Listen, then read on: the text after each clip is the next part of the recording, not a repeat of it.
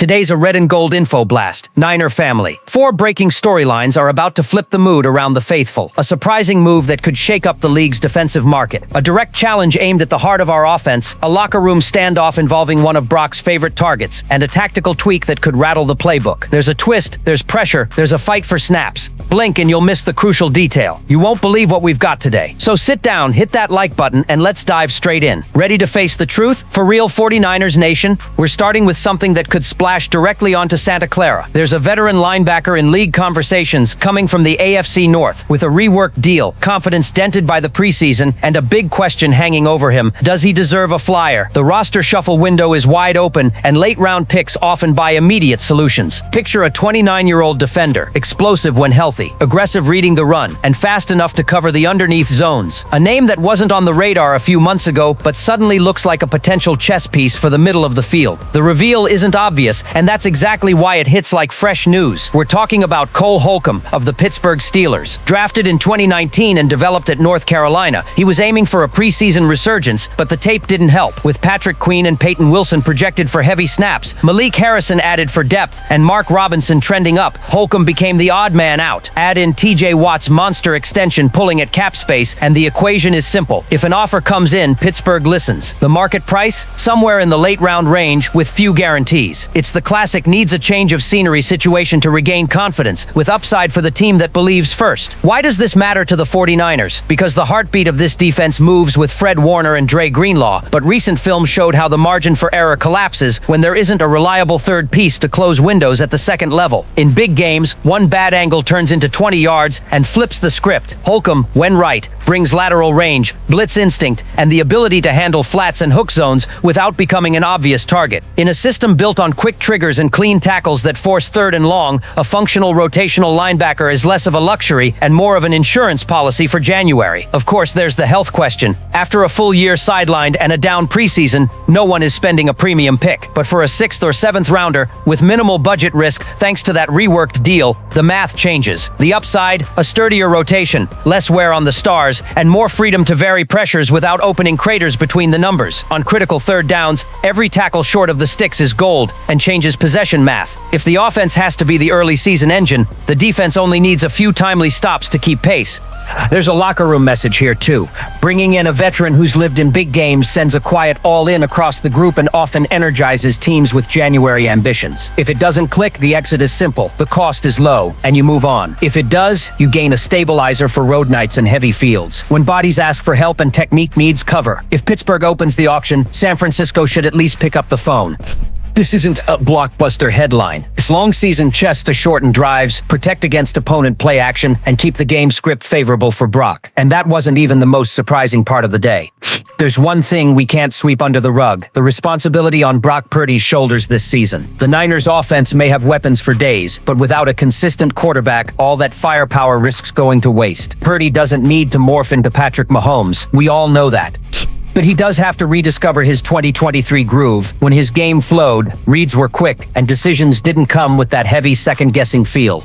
The 2024 scene flipped, turnovers in critical moments, empty drives, and the sense the ball got hot when the clock tightened. For a team with big dreams, that detail becomes a sentence. Think about it. What separates a competitive team from a champion is the quarterback's ability to protect the football and spark belief. Look at Joe Burrow in Cincinnati, no playoffs, but he kept the Bengals alive till the final week. That kind of presence elevates a locker room, turns average games into knife fights decided on the aids. Purdy doesn't need to be Burrow. He needs to restore that aura of calm control, because a defense in transition will need help.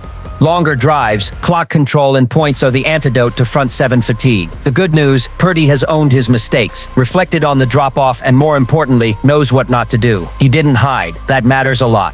Add in a healthy Christian McCaffrey who unlocks the playbook and eases reads, and the picture brightens. With CMC as a built-in checkdown and screen outlet, Purdy can diffuse pressure and keep the offense on schedule. It doesn't stop there. Brandon Ayuk and Deebo Samuel, if used with intent, turn short throws into chunk plays. The secret is playing clean football, no forced hero ball every snap, and picking the right spots to take shots. Yes, his margin for error will be thin. A run of turnover-heavy games could bury this team early, especially if the defense hits turbulence with injuries injuries or adjustments. But if Purdy brings back that 2023 precision and late-game composure, the Niners have everything they need to stay near the top, even when turbulence hits. It's a long season filled with traps, and the quarterback who plays clean is the shield against pressure. That's exactly the version 49ers fans are waiting to see again. Poised, connected, and capable of being the engine for a roster that's already proved it can contend.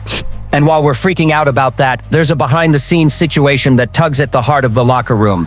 If there's a backstage story stealing the spotlight right now, it's Ja'Cory Jennings. The wideout, famous for his on-field fire and chemistry with Purdy, is watching his leverage slip by the day. That's not hyperbole. Time has turned into an enemy. He tried to keep relations warm by participating at the start of camp, but it only led to a visibly annoyed John Lynch at the podium. As Jennings misses crucial practices, injured teammates inch closer to returning, and the team learns to live without him. In the end, who gets hurt most? Jennings himself. And there's more. The front office hasn't stood still. San Francisco just added Sky Moore in a trade with the Chiefs, bolstering depth at receiver, and the chatter hasn't stopped. Kendrick Bourne, a fan favorite, reportedly has a visit lined up after his release from the Patriots. Picture that, Bourne walking back into this locker room, stepping into the exact role he once nailed, the tough, physical third receiver, which mirrors Jennings' current job description. You don't need to be a pro scout to see how that would shrink the patience window. How do you justify missed practice time when a plug-and-play replacement is ready to roll? As if direct competition weren't enough, the offensive chessboard added a new piece that changes the equation. Brian Robinson Jr. With his arrival, McCaffrey can slide into the slot more frequently. That's a Kyle Shanahan favorite, because CMC aligned as a receiver creates matchups that are almost unfair. The result? Jennings' relevance takes another hit. Think about it. McCaffrey in the slot is in many ways an upgrade on quick game routes, sharp cuts, and burst after the catch. In practical terms, the team is showing it doesn't need Jennings to keep the offense humming. The domino effect is brutal for number 15. He's drifting toward a contract year with fewer snaps, less impact, and naturally, a weaker free agent case. For a player widely seen as clutch, the guy you trust on third and gotta have it, this slow fade is symbolic. Fans appreciate what he's done, but the base is split. Stick with a guy who isn't available, or embrace the new, more flexible package right now. The current picture leads to a tough conclusion. Jennings needs an immediate pivot to reclaim ground. If not, he risks turning into a footnote in an offense growing more versatile by the week. And just when you think there's no shock value left, a behind-the-curtain shift threatens to rattle the entire depth chart. Every time you think we've seen it all, something new pops up that could quietly but decisively change the game. The 49ers are experimenting with scheme tweaks that seem minor at first glance, but could redefine how this offense operates. This is about rethinking how the staff deploys running backs and wide receivers in hybrid packages. And here's the key. This isn't simple rotation. It's philosophy. It's an identity pivot that touches the very core of what they want to be with the ball. The goal is clear. Reduce predictability and maximize matchups. Brian Robinson Jr. arrives as a force runner who punishes defenses between the tackles, creating room for McCaffrey to roam free, often outside the backfield. Picture it, a defense bracing for downhill power, and suddenly, McCaffrey aligned in the slot, scrambling the read keys. The versatility Shanahan craves gets a fresh layer of execution. It's not just about yards, it's about setting game tempo and forcing opponents to waste time adjusting personnel instead of dictating terms. There's another layer. This could be the start of something bigger, leveraging stars in unusual spots to test defensive discipline. Imagine George Kittle isolated as a boundary wideout on third and short, or Deebo Samuel motioning out of the backfield, baiting linebackers into space they can't defend. All of it becomes more viable when your roster has real depth. The Robinson addition isn't a luxury, it's a blinking sign that the staff wants the playbook as open as possible. More weapons, more flexibility, more chaos for defensive coordinators. Of course, tension follows. A more dynamic offense squeezes snaps from somewhere. Back-end receivers, less versatile tight ends, even young running backs. All of them are suddenly fighting for relevance in a world where every snap is precious. For the fan base, this sounds like music. A team willing to reinvent itself week to week, always with a trick up its sleeve. For the players, it's a quiet war for playing time. And we can't ignore the psychological ripple effect. When leaders like McCaffrey, Deebo, and Kittle show a willingness to adapt, everyone else falls in line. The message is unmistakable. No one owns a chair. Everyone has to bring a new edge. That's the kind of mindset that builds champions. After the ghosts of seasons where injuries and predictability undercut big moments, this reinvention isn't just welcome, it's necessary. So what looks like a subtle backroom tweak is actually the seed of an offense that can be reborn more lethal than ever.